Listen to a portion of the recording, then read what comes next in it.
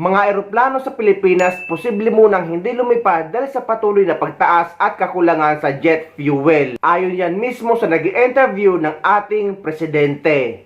Mga eroplano sa Pilipinas posibleng hindi muna paliparin kapag kinapos sa jet fuel.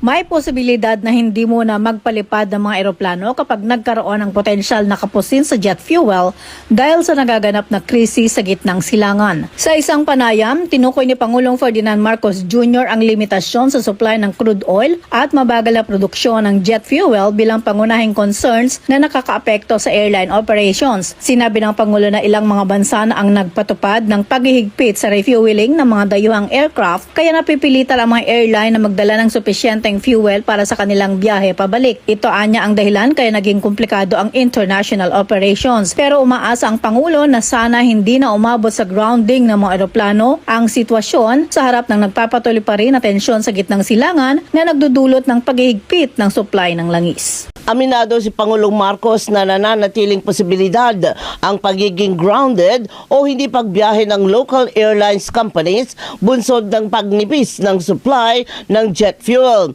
Sa panayam sa Bloomberg, sinabi ng Pangulo na nag-abiso ang ilang bansa na hindi nila masusuplayan ng jet fuel ang mga airlines na magiging issue sa mga may mahabang biyahe o long-haul flights.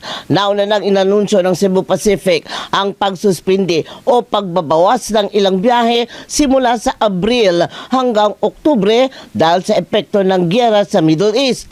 Sa pagdinig ng Senado, sinabi ni Energy Secretary Sharon Garin na nakikipag-ugnayan na sila sa isang fuel company at 2 local airlines para matalakay ang issue.